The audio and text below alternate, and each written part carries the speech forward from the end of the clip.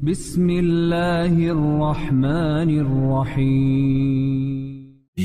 Wabarakatuh. Alhamdulillah wassalatu wassalamu ala Rasulillah wa ala alihi wa sahbihi wa mawalah wa la hawla wa la quwata illa billahi wa ba'd. Alhamdulillah, segala puja dan puji hanya milik Allah subhanahu wa ta'ala. Salawat dan juga salam kita hadiahkan kepada Rasul kita Nabi besar Muhammad sallallahu alaihi wa ala alihi wasallam. Kita lanjutkan kajian kita, masih membahas kitab At-Taifah Al-Mansurah atau Firqatun Najiyah, dan kita masuk pada bab tentang fenomena kesyirikan.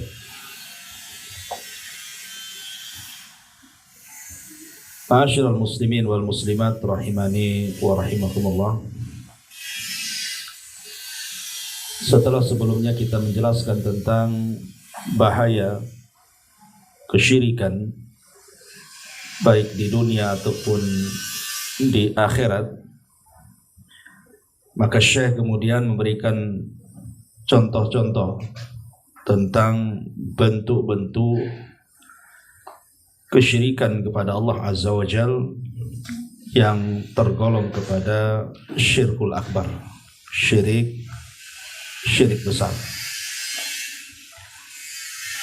Nah, di sini dicontohkan beberapa contoh dalam bab fenomena syirik ini. Yang pertama, ad-du'a'u li ghairillahi azza wa jalla, berdoa kepada selain Allah subhanahu wa ta'ala.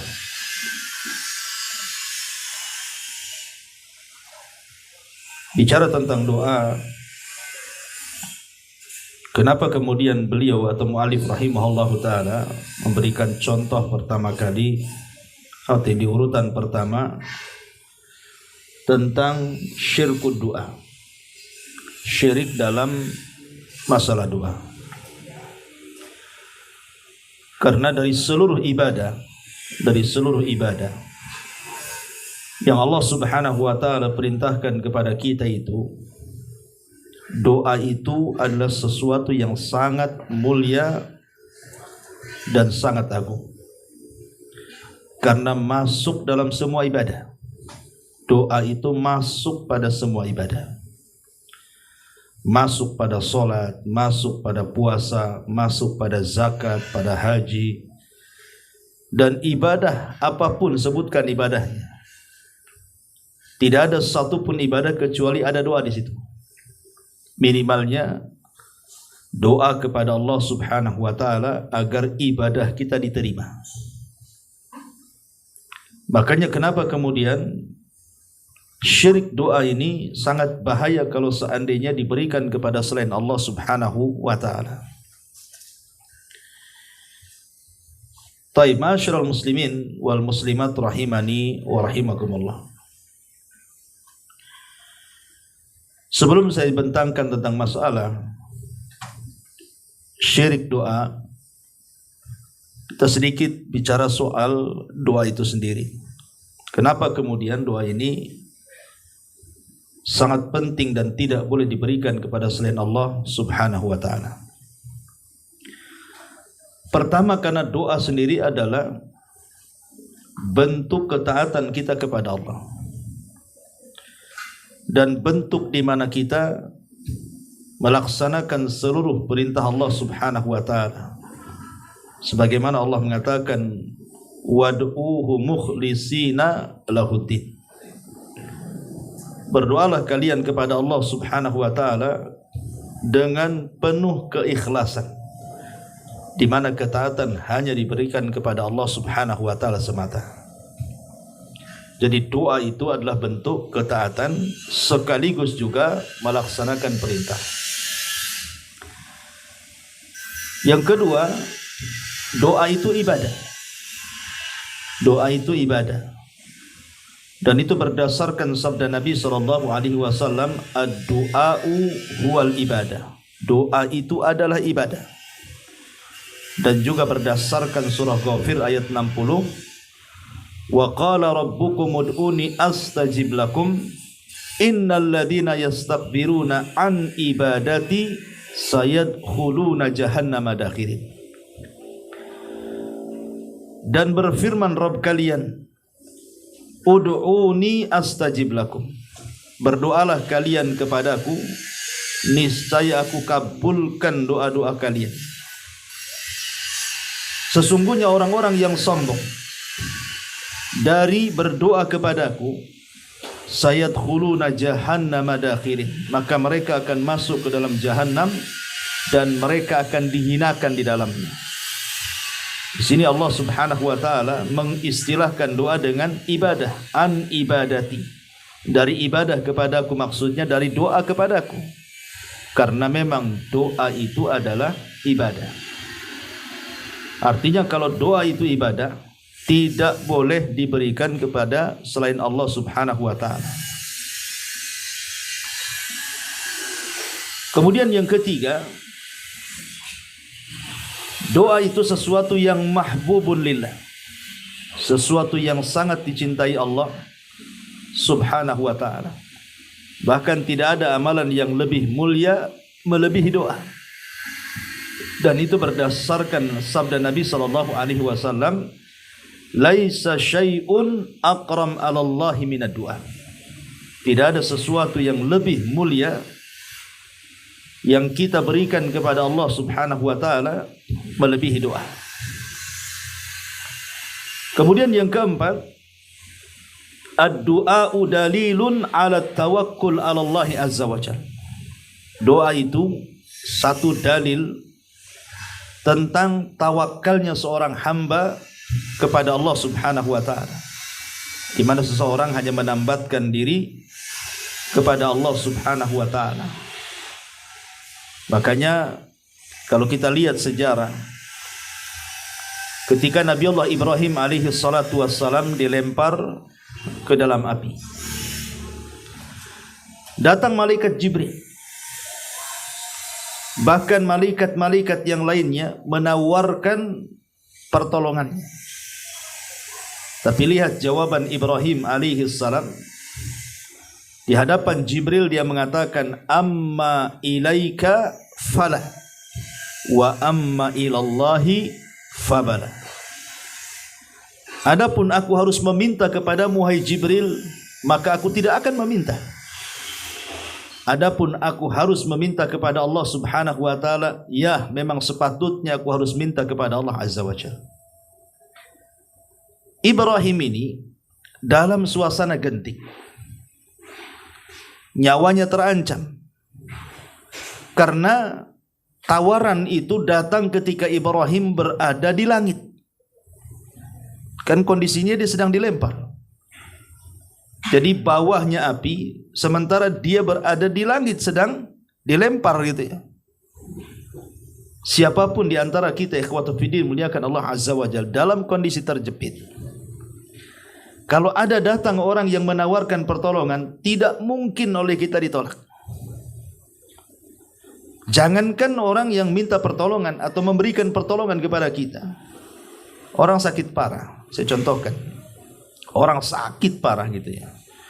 Dan sakitnya itu memang bukan hanya sekedar sakit, dia juga merasakan sakit yang luar biasa dengan sakitnya. Terkadang terpikir oleh dia, kalau seandainya ada orang yang bisa mengobati dia, mau dukun kah, mau apa, pasti dia akan datang. Yang penting sembuh. Karena ada orang yang tidak tahan dengan penyakit kan begitu. Apalagi kalau seandainya ada orang yang datang menawarkan kepada kita yang sedang sakit parah itu, saya kemarin mendengar bahwa si anu penyakitnya sama dengan kamu, itu diobati sama dukun itu sembuh tuh. Boleh jadi kalau kurang tauhid dan tawakalnya kepada Allah Azza wa Jalla, pasti dia mengatakan, ya sudahlah, bawa saya ke sana, kan begitu. Padahal kondisi kita ini masih jauh dari kematian. Tapi Ibrahim ini kan jelas-jelas dia berada di langit sedang dilempar, ya. Sementara bawahnya api yang menyala-nyala, tinggal jatuh saja kan begitu. Tiba-tiba kemudian Jibril datang dan menawarkan pertolongannya. Kata Ibrahim, adapun aku harus meminta pertolongan kepadamu, tidak, kata malaikat Ibrahim ini. Tetapi kalau harus meminta pertolongan kepada Allah, ya saya akan lakukan. Kenapa Ibrahim ngomong seperti itu? Dalam kondisi genting. Karena Ibrahim tahu tidak ada yang bisa menyelamatkan dari kobaran api kecuali Allah. Hatta Jibril sekalipun tidak bisa menyelamatkan. Kalaupun Jibril bisa menyelamatkan pun itu karena izin Allah Subhanahu wa taala, kembali kepada Allah. Jadi Ibrahim paham itu. Makanya kemudian Ibrahim tidak mau menyandarkan kepada makhluk. Karena makhluk itu walaupun sekelas Jibril sekalipun adalah lemah. Karena mereka adalah makhluk, ya. Yang kuat itu hanya Allah Subhanahu wa taala. Makanya kita diajarkan bahwa doa itu adalah dalil akan tawakal kita kepada Allah Subhanahu wa taala. Ya, ini yang keempat. Yang kelima, ad-du'a dalilun 'alal imani billah. Bahwa doa itu juga dalil bentuk keimanan kita kepada Allah Subhanahu wa taala. Bentuk kita beriman kepada Allah Azza wa Jalla. Bagaimana tidak? Kita harus yakin bahwa setiap doa-doa kita ini didengar oleh Allah. Artinya kita harus meyakini di sana ada asma dan sifat bagi Allah. Di mana Allah itu memiliki nama As-Sami, Maha mendengar. Dan sifatnya mendengar, ya. Artinya kita harus yakin Allah mendengar kita. Karena di antara nama dan sifat bagi Allah itu As-Sami, Allah itu Maha mendengar. Dan juga Allah itu Basir, Maha melihat doa kita. Dan Allah itu Ghani, Maha kaya sehingga bisa mengabulkan doa kita. Dan Allah itu Qadir, Maha mampu. Walaupun permintaan kita menurut kita mustahil, tetapi tidak mustahil bagi Allah. Kita yakin Allah Qadir. Allah itu zat yang maha mampu mengabulkan segala permintaan yang dianggap mustahil oleh kita mungkin bagi Allah. Dan kita yakin Allah itu Karim.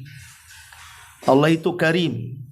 Walaupun kita berlumuran dosa sekalipun, tapi kita yakin Allah Karim. Pasti Allah akan kabulkan doa kita. Lah, perkara-perkara seperti ini kan butuh iman. Ya. Kalau orang tidak beriman kepada Allah, akhirnya istijal larinya. Saya sudah berdoa berkali-kali nggak dikabul-kabulkan, percuma juga saya. Kan begitu jadinya. Ya. Padahal ketika Allah Subhanahu wa taala tidak mengabulkan permintaan kita itu ada hikmah besar sebenarnya. Apa hikmahnya? Allah tidak hendak memberikan sesuatu kepada kita yang fana, tetapi Allah Subhanahu wa taala hendak memberikan sesuatu yang kekal kepada kita. Kalau kita meminta kepada Allah Subhanahu wa taala hanya setakat dunia saja. Ya Allah, berilah saya kesembuhan, Allah sembuhkan. Sampai kapan kesembuhan itu? Nanti sakit lagi. Kan gitu, ya. Kemudian kita meminta kepada Allah rizki umpamanya. Allah kasih rizki. Sampai kapan Anda diberikan rizki? Nanti miskin lagi. Minimalnya rizki itu ditinggalkan dengan kematian. Makanya terkadang rahasia kenapa Allah tidak mengabulkan doa kita itu, Allah menghendaki kebaikan, tidak hendak memberikan sesuatu yang fana, tetapi Allah hendak memberikan sesuatu yang baqo, yang kekal di hadapan Dia. Boleh jadi doa-doa kita itu tidak dikabulkan karena Allah simpan untuk kehidupan kita kelak di akhirat, dalam rangka mengangkat derajat kita di surga. Lah, doa itu salah satu dalilun alal iman. Ya. Doa itu dalil tentang sebuah keimanan. Kemudian yang nomor 6, doa sendiri sababun linsyirahi sadri. Doa itu adalah penyebab besar kelapangan dada setiap kita orang yang beriman. Karena doa itu kan silahul mu'min. Doa itu senjatanya orang yang beriman. Ketika segala sebab sudah kita laksanakan, ya, sudah kita tunaikan, Umpamanya suami istri sudah 40-50 tahun tidak punya keturunan. Dua-duanya sudah berusaha tuh. Datang ke dokter diobati. Ya, datang ke mungkin herbalis, ya, minum-minum herbal dan begitu seterusnya. Datang ke tukang urut diurut, datang ke sini sana gitu ya. Konsumsi obat ini obat itu, artinya kan segala sebab sudah diambil. Tapi juga tidak kunjung Allah Subhanahu wa taala kabulkan. Maka berdoalah kepada Allah Azza wa Jalla. Hanya dengan itu caranya. Dengan cara apa lagi? Kita sudah menggabungkan antara doa dan pencari sebab. Ya, doa sudah, usaha sudah, ya sudah tawakal kepada Allah Azza wa Jalla. Apa lagi? Ya, itu doa itu bisa melapangkan dada kita. Insyaallah boleh jadi ini yang terbaik bagi kita. Yang terbaik bagi kita. Boleh jadi seperti itu dan kita akan lapang jadinya kan. Ya. Kemudian juga yang nomor 7, ad-du'a sababun lidaf'il bala. Doa itu penyebab kita bisa dihilangkan dari berbagai macam bala. Qabla nuzulihi wa ba'da nuzulihi. Apakah bala itu sebelum turun ataukah sesudah turun? Jadi doa itu dua-duanya bisa kita angkat. Apakah bala itu sebelum menimpa kita atau sudah menimpa kita? Dua-duanya bisa dihilangkan dengan doa. Dan tidak ada yang bisa menghilangkan bala kecuali Allah, karena Dia yang menurunkan, Dia pula yang mengangkatnya. Makanya hanya kepada Allah kita meminta. Idza sa'alta fas'alillah wa idza sta'anta fasta'in billah, kan begitu. Apabila engkau meminta, mintalah kepada Allah. Tapi kalau minta pertolongan, mintalah pertolongan kepada Allah Azza wa Jalla. Ayyub alaihi salam. Ayyub alaihi salatu wassalam ditimpa berbagai macam bala kan, yang sudah saya ceritakan kepada antum. Bukan sehari dua hari loh ya. Sampai 18 tahun Ayyub itu terbaring. Dan ulama sejarah mengatakan tidak ada satupun dari badan Ayyub kecuali tertimpa penyakit, kecuali hanya yang selamat itu lisannya saja. Jadi dari kepala sampai kaki itu dipenuhi dengan benjolan yang isinya itu nanah dengan darah. Ya, dengan rasa perih dan gatal. Tidak ada yang selamat dari badannya kecuali lisannya yang selamat. Dengan lisannya itulah dia berzikir kepada Allah Subhanahu wa taala dan berdoa kepada Allah Azza wa Jalla. Akhirnya apa? Allah angkat penyakitnya setelah dia mengatakan, Rabbi inni massaniya dzur wa anta arhamu rahim. Ya Rabb, aku yakin engkau yang memberikan madarat kepadaku, dan aku yakin bahwa engkau adalah zat yang maha pengasih dari seluruh hamba-hambamu yang pengasih. Seolah-olah Ayub ingin mengatakan, ya Rabb, aku yakin tidaklah engkau menurunkan bala kepada aku kecuali karena kasih sayangmu kepada hamba-hambamu. Nah, apa yang terjadi? Allah angkat tuh penyakitnya. Maka doa itu sebab seseorang itu bisa diangkat bala. Kemudian yang nomor 8, ad-du'a sababun fi husulil mawaddati bainal muslimin. Doa itu sebab bisa memperoleh al-mawaddah. Al-mawaddah, kecintaan, kasih sayang di antara sesama orang-orang yang beriman. Doa itu bisa merekatkan yang tadinya musuhan bisa bersahabat. Makanya kenapa Nabi SAW ketika bicara soal keutamaan mengucapkan salam, apa kata Nabi SAW? Maukah kutunjukkan kepada kalian sesuatu yang bisa merekatkan hati-hati kalian? Kemudian kata Rasulullah, afsyus salam bainakum, sebarkan salam di antara kalian. Kenapa hanya mengucapkan assalamualaikum dan dijawab waalaikumsalam warahmatullahi wabarakatuh? Itu sudah cukup bisa merekatkan hati yang jauh menjadi dekat, hati yang bermusuhan menjadi kawan, begitu ya. Karena dalam ucapan salam itu ada doa di situ. Dalam ucapan salam kan ada doa tuh, minimalnya 3 doa di situ. Doa keselamatan, doa rahmat, dan doa berkah. Di situ ada doa rahmat masalahnya. Dan rahmat itu artinya kasih sayang. Makanya kenapa walaupun hanya mengucapkan assalamualaikum dijawab waalaikumsalam warahmatullahi wabarakatuh kan begitu. Itu sudah cukup kata Rasulullah, bisa merekatkan hati-hati kalian. Karena ada doa di sebalik salam itu. Kemudian juga yang nomor 9, doa itu adalah min sifati ibadillahil muttaqin. Dia adalah termasuk sifat-sifat dari hamba-hamba Allah yang bertakwa. Bisa dibaca dalam surah Al-Anbiya ayat 90. Dan yang nomor 10, ad-doa di sini, doa adalah malja lil madlumin. Doa adalah tempat perlindungan bagi orang-orang yang dizalimi. Ya. Terkadang ada orang-orang yang dizalimi itu, ikhwan. Dia tidak bisa membalas. Ya kan? Ya ada orang yang bisa membalas karena mungkin sama-sama kuat. Tapi ada orang-orang itu yang dizalimi karena kelemahannya, dia tidak bisa membalas.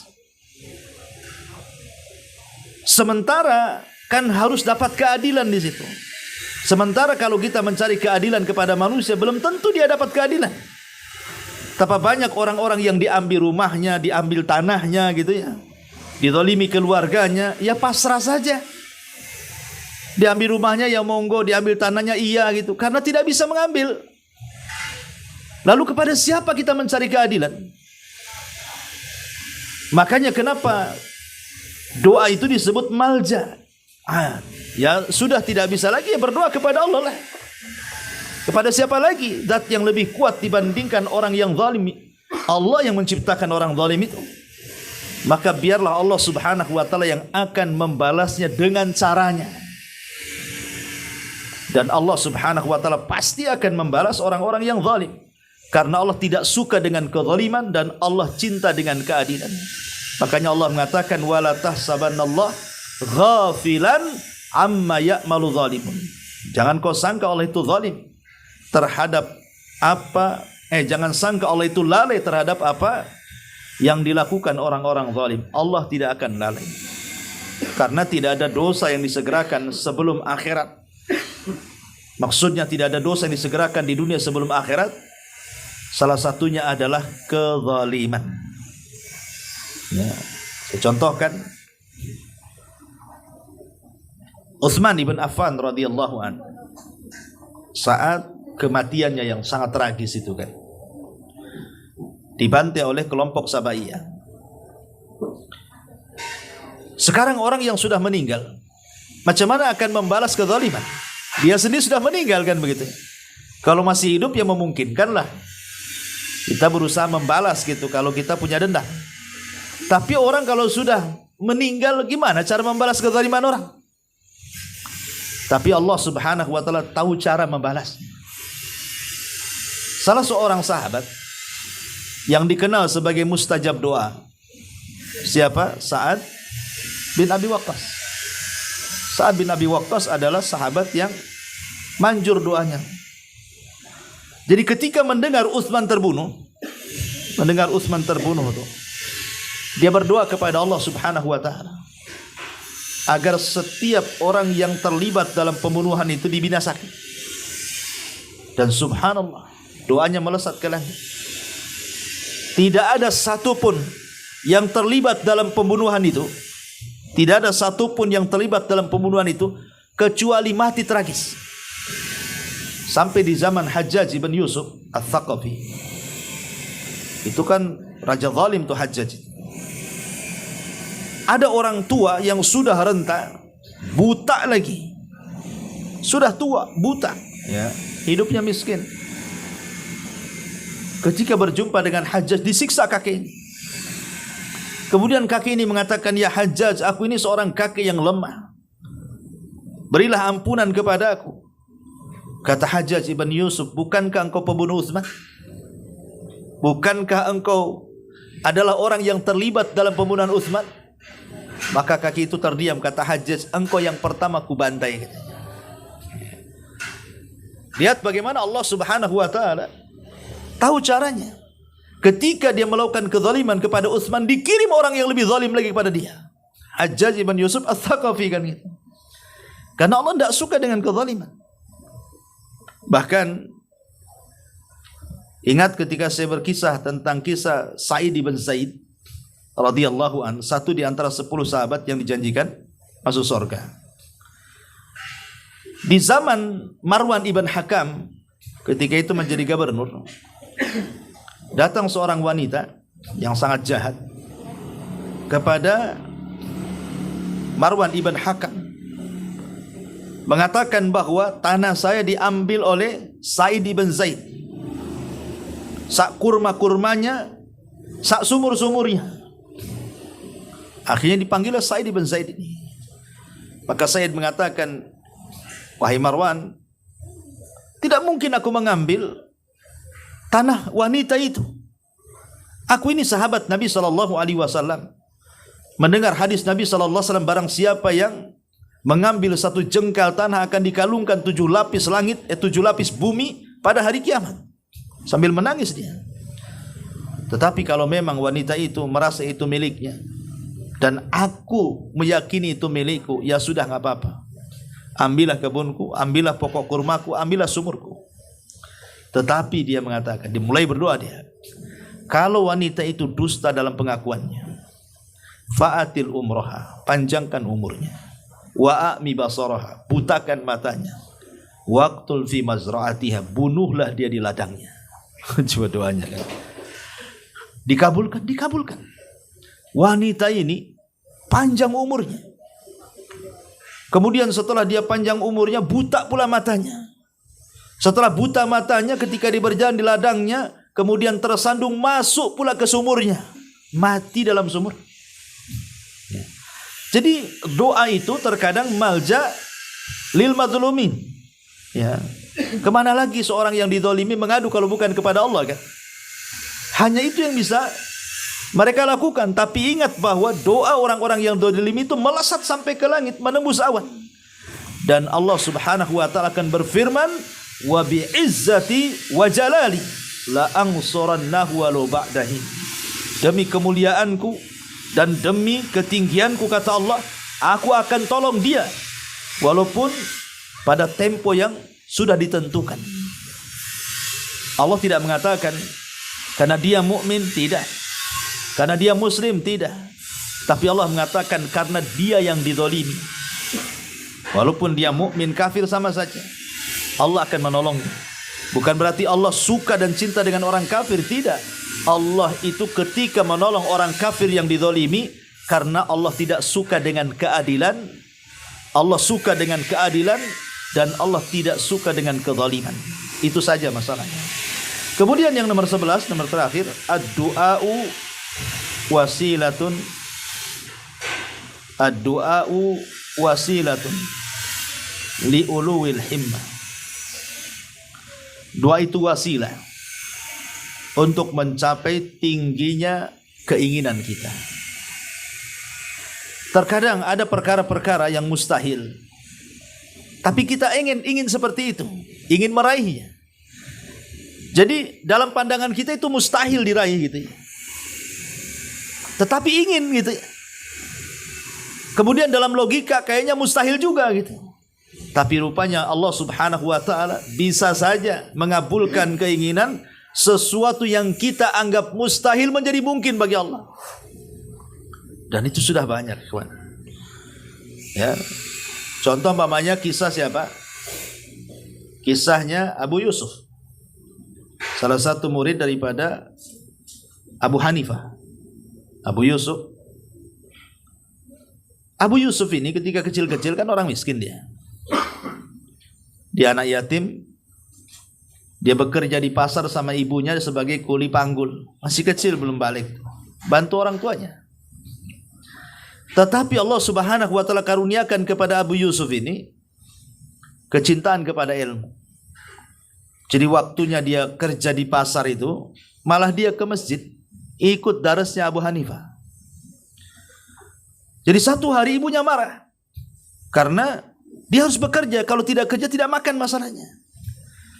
Dicari rupanya ada di masjid, ada di halakohnya Abu Hanifah. Akhirnya marah-marah. Kemudian ketika datang Abu Hanifah kemudian berusaha mengatakan, sudah biarkanlah anakmu ini kaji di sini. Itu kata Abu Hanifah, itu bahasa kitanya.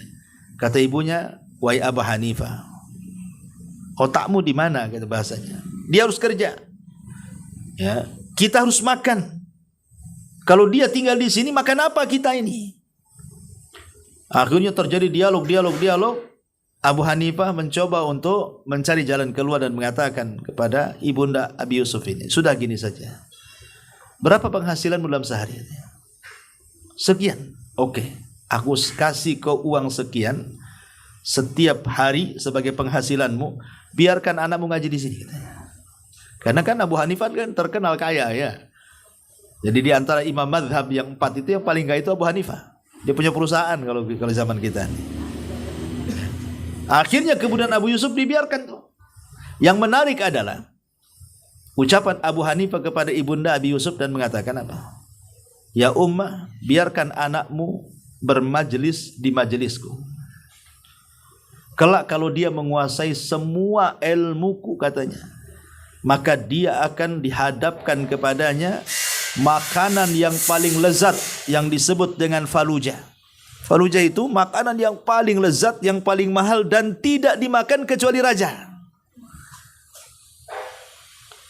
Ibunya, ini Abu Hanifah ini apalah katanya.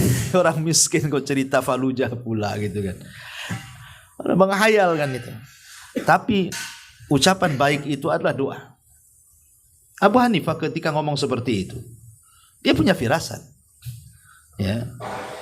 Makanya kenapa kita diperintahkan oleh agama ini supaya senantiasa tafaul.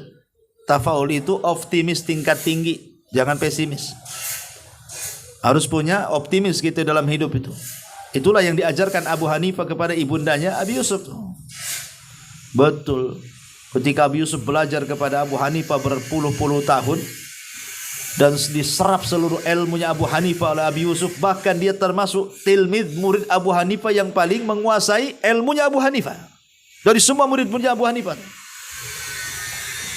Akhirnya Harun ar-Rasyid ketika itu menjadi khalifah meminta kepada Abu Hanifah untuk dicarikan seorang qadhi. Ya. Kata Abu Hanifah, "Nih aku punya murid cerdas." Maksudnya Abi Yusuf, pakailah dia untuk qadhi itu. Akhirnya Abu Yusuf menjadi orang besar, jadi qadhi kerajaan. Jadi karena Harun ar-Rasyid itu kan khalifah yang sangat memuliakan ulama.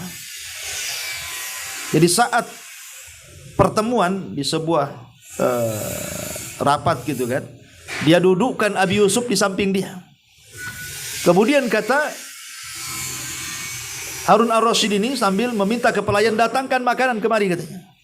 Rupanya didatangkan falujah, makanan lezat, makanan enak. Ya. Kata Harun ar-Rasyid kepada Abi Yusuf, "Kul, makan." Abi Yusuf ini tidak mau makan. Ya. Justru dia tertawa di hadapan makanan itu. Jadi kata Harun ar-Rasyid ini, "Kenapa kau mengejek makanan itu? Makanlah," katanya. Apa yang salah dengan makanan itu? Kemudian Abi Yusuf bercerita dulu dia bilang kan, masa kecil-kecil. Abu Hanifah pernah ngomong sama ibuku katanya, "Biarkan anakmu belajar di tempatku, nanti satu hari dia akan makan makanan yang dimakan para raja falujah," katanya. Rupanya ini makanannya katanya. Gitu ya. Lah ini kan firasat kuat dari Abu Hanifah kan, bahwa ucapan yang baik itu bagian daripada doa. Makanya jangan suka mengumpat ya, jangan suka mengeluarkan kata-kata laknat. Bisa saja itu jadi doa masalahnya. Intinya bahwa doa itu juga adalah wasilah liuluwil himmah, untuk mencapai sesuatu atau cita-cita tinggi yang tidak bisa diraih menurut logika, tetapi menurut takdir bisa saja mungkin. Ya. Bisa saja mungkin. Semua itu mungkin bagi Allah kan. Mungkin kok banyak kok para pengusaha-pengusaha yang besar-besar yang sukses-sukses itu kalau sudah bercerita, dulunya orang desa kan itu, dulunya orang miskin, tahu-tahu sekarang sudah kaya raya. Nah, siapa yang menjadikan dia kaya raya kalau bukan karena Allah?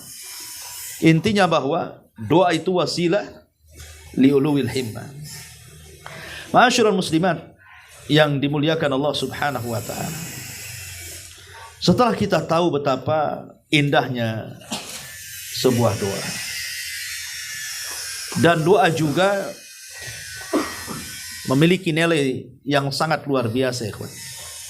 Masalahnya tidak ada yang tahu sebuah nilai dalam doa ini kecuali para nabi. Sayangnya, walaupun doa itu setinggi itu ya kemuliaannya, rupanya tidak ada yang tahu nilai sebuah doa kecuali para nabi dan orang-orang yang mengikuti nabi. Mereka paling paham nilai sebuah doa. Karena bagi mereka doa itu adalah penyerahan diri mereka kepada Allah. Dan itulah kekuatan yang besar bagi mereka untuk mencapai segala keinginan mereka. Kita lihat para nabi, Nuh alaihi salam. Ketika Nuh alaihi salatu wassalam sudah mulai kaumnya hendak mengancam untuk membunuh, akhirnya Nuh berdoa kepada Allah Subhanahu wa taala dan mengatakan, qala Nuh berkata, sesungguhnya kaumku telah mengalahkan diriku, maka tolonglah aku, kata Nuh. Inni maghlubun fantasir. Aku sudah mulai dikalahkan, tolong aku. Akhirnya Allah Subhanahu wa taala ijabah doanya Nuh tuh. Dan ini salah satu doa yang dikatakan mungkin doa pamungkas. Karena Rasul yang mengatakan setiap nabi itu mereka memiliki doa pamungkas. Dan semua para nabi sudah dikeluarkan di dunia doa-doa pamungkasnya itu, kecuali aku, kata Rasul. Karena aku sengaja simpan doa pamungkasku untuk kelak pada hari kiamat, supaya aku mendapatkan tempat yang terpuji, maksudnya syafaatul uzma. Ya. Lah ini salah satu doa pamungkasnya Nuh nih, meminta kepada Allah agar kaumnya diazab. Allah kabulkan karena mustajab doanya. Maka Allah Subhanahu wa taala kirimkan banjir bandang yang melulantakkan seluruh isi bumi dan membunuh semua jiwa. Tidak ada yang selamat dalam banjir ini kecuali orang-orang yang di perahu Nuh. Lah ketika terjadi banjir bandang itu kan perpaduan antara air yang turun dari langit dengan air yang ada di bumi. Anda bisa bayangkan, air yang ada di bumi air lautan. Kemudian air yang di langit ya air yang dihujankan, yang dihempaskan ke bumi itu. Kita saja di Batam ini kalau sudah hujan 24 jam itu mesti ada saja musibah tuh. Banjir sana, banjir sini. Gimana kalau hujan itu deras sekali dan itu bisa berminggu-minggu tuh. Wah, bisa banjir, bisa tenggelam lah kota Batam nih. Ya. Lah secara logika Nuh ini membuat perahu kecil, bukan perahu besar. Dan perahu di zaman itu kan bukan kayak kita pakai dilas gitu ya, ada galangannya, pakai kayu kan itu. Kemudian bahtera itu berjalan di tengah-tengah gelombang yang sangat besar. Logikanya harusnya karam tuh kapal tuh. Kan ini kan banjir bandang, perahu kecil, ombak besar kan itu. Logika ikhwan, pasti perahu itu akan tenggelam. Tapi kenapa perahunya tidak tenggelam? Dan Allah selamatkan orang-orang yang di dalamnya. Itu berkat doa Nuh alaihi salam. Dia meminta kepada Allah, ya Rabbi najjini minal qaumidz zalimin. Ya Allah, selamatkan aku dari kaum-kaum yang zalim itu. Jadi Nuh berdoa kepada Allah Azza wa Jalla, minta diselamatkan kepada Allah. Allah selamatkan, Allah selamatkan. Tidak ada yang mustahil bagi Allah. Akhirnya Nuh dan orang-orang yang di perahu itu Allah selamatkan. Tidak lain dan bukan karena sebuah doa. Ya. Itulah para nabi, tahu nilai sebuah doa. Dalam kondisi apapun, mereka tahu hanya Allah yang bisa menyelamatkan mereka. Bahkan Nabi Allah Zakaria alaihi salam ketika dia masuk ke mihrabnya Maryam, kemudian mendapatkan banyak buah-buahan di dalam mihrab Maryam itu. Anehnya buah-buahan itu tidak ada di musim panas, ada pula di musim panas. Tidak ada di musim dingin, ada pula di musim dingin. Jadi Zakaria ini terpikir, kalau Allah Subhanahu wa taala bisa mengirim buah-buahan musim panas di musim dingin, buah-buahan musim dingin di musim panas, tidak mustahil bagi Allah untuk memberikan keturunan kepada aku, katanya. Sejak itu kemudian Nabi Zakaria meniru Maryam. Dia buat mihrab, kemudian berdoa tidak ada hentinya, sampai akhirnya Allah Subhanahu wa taala turunkan Jibril memberitakan kepada Zakaria akan kabar gembira. Apa kabar gembiranya? Nubasyiruka bi Yahya. Kami kabar gembirakan kepadamu akan lahirnya Yahya. Padahal Zakaria kan sudah tua tuh. Istrinya mandul lagi. Tapi Zakaria menganggap bahwa tidak ada yang mustahil bagi Allah. Kalau seandainya kita ini sudah diponis mandul, mungkin ya tidak ada harapan lah. Paling tinggi ngangkat anak kan itu ya. Tetapi tidak dengan Zakaria. Karena dia yakin bahwa boleh jadi dalam pandangan manusia itu mustahil, tapi dalam pandangan Allah itu menjadi mungkin. Karena tidak ada yang tahu nilai sebuah doa kecuali para nabi. Ya. Ma'asyiral muslimin yang dimuliakan Allah Azza wa Jalla. Begitu juga Nabi lah. Nabi kita Muhammad sallallahu alaihi wasallam saat perang Badar Kubra, itu perang perdana dalam Islam. Dia sudah tahu mengukur kekuatan. Berapa kekuatan yang dibawa, berapa pula kekuatan musuh yang di hadapannya. Dan diperkirakan kalah secara logika. Jumlahnya saja sudah jomplang. Peralatannya jomplang. Ya. Sementara mereka tidak pernah melakukan perang sebelumnya. Sehingga Nabi SAW adalah sisi kemanusiaannya, khawatirnya ada kalau kalah itu. Makanya malam hari Nabi SAW berdoa kepada Allah istighatsah di sampingnya Abu Bakar. Sampai kemudian kainnya terbang, ridanya terbang, diambilnya Abu Bakar. Dan kata Abu Bakar, hasbuka ya Rasul. Cukup ya Rasulullah. Allah sudah mengabulkan doamu, katanya. Saking khawatirnya terjadi kekalahan. Tiba-tiba kemudian Allah tampakkan di hadapan Rasul 1000 malaikat yang turun malam itu. Kemudian kata Rasul kepada Abu Bakar, berbahagialah Abu Bakar, Allah sudah turunkan pertolongannya. Lihat bagaimana dengan sangat yakinnya Nabi SAW bahwa dia akan menang, karena tadi dihabar gembirakan kepada Rasul akan turun para malaikat menolongnya.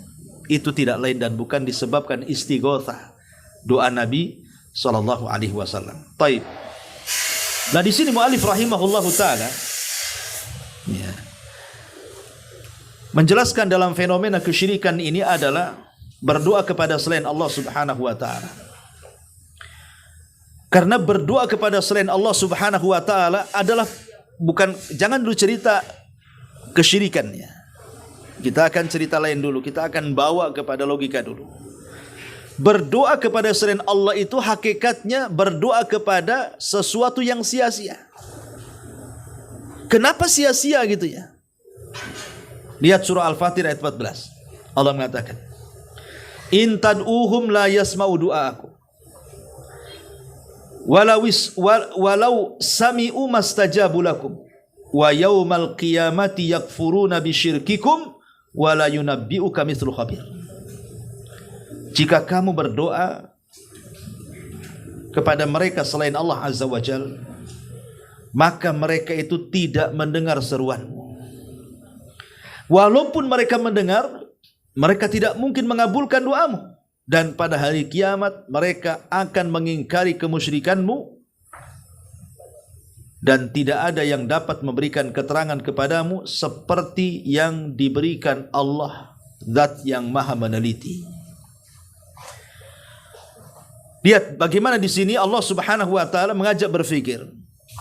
Ini ada dua berhala. Ada dua berhala yang disembah selain Allah. Mungkin satu orang soleh, wali bahasa kitanya, kemudian dikubur, kuburan wali. Yang satunya kemudian pohon. Dua-duanya dikeramatkan. Kuburan dikeramatkan, pohon pula dikeramatkan. Ya.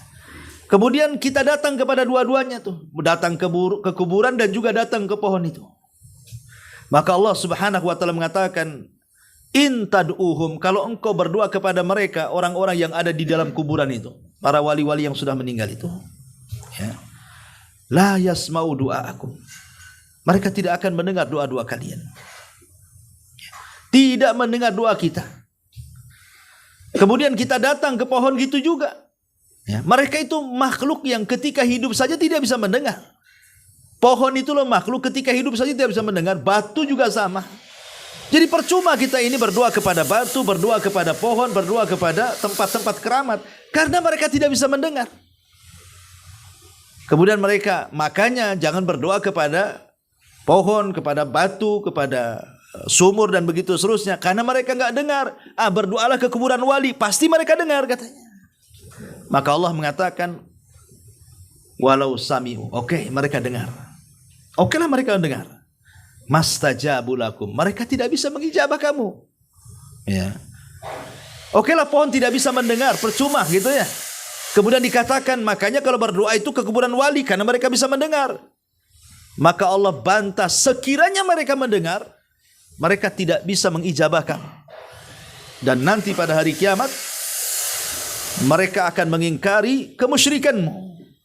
Dan mereka tidak ada yang dapat memberikan keterangan kepadamu seperti yang diberikan Allah yang maha teliti.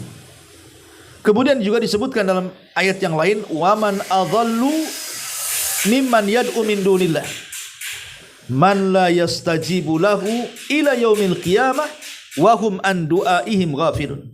Dan siapakah yang lebih sesat? Bayangkan bahasa Quran nih. Tidak ada manusia yang lebih sesat daripada orang yang menyembah selain daripada Allah Subhanahu wa taala. Kenapa dikatakan lebih sesat gitu ya?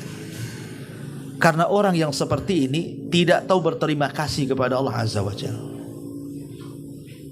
Bagaimana saya katakan tidak tahu berterima kasih? Ikhwan, kita ini diciptakan oleh Allah Azza wa Jalla. Diberikan rizki oleh Allah Azza wa Jalla. Dihidupkan, dimatikan oleh Allah Azza wa Jalla.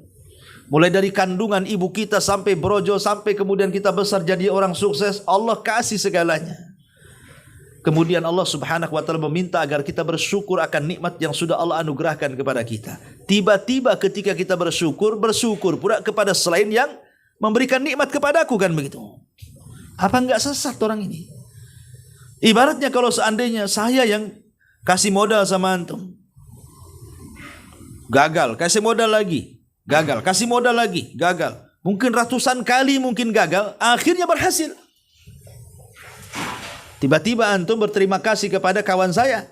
Saya kasih modal kok berterima kasih sama orang pula. Ini kan kurang ngajar, tersesat kamu ini. Ini saya yang bantu kamu, bukan dia, kan itu. Apa enggak marah saya ini? Ya. Jadi itu logika manusia saja. Ini orang ini sesat nih. Ya. Makanya Allah mengatakan, waman adhallu, siapa lagi yang lebih sesat gitu ya? Mimman yad'u min dunillah, daripada orang-orang yang menyeru kepada selain Allah Subhanahu wa ta'ala. Kemudian lebih tegas lagi Allah mengatakan, wala tad'u min dunillahi ma la yanfa'uka wa la yadurruka. Jangan kau berdoa kepada selain Allah sesuatu yang tidak mendatangkan manfaat kepadamu dan tidak pula mencegah madarat kepadamu. Makanya Abu Bakar Siddiq radhiyallahu an saat masih kecil itu kan dikurung sama ayahnya Abu Quhafah di tempat peribadatan berhala. Kemudian Abu Bakar Siddiq, namanya anak kecil polos, yang ngomong di hadapan berhalanya dan mengatakan, wahai sonam, wahai berhala, inni ja'i, kata, aku lapar, ya, bisa enggak kau sediakan makanan, kata. Aku haus, bisa enggak kau buat jus, katanya.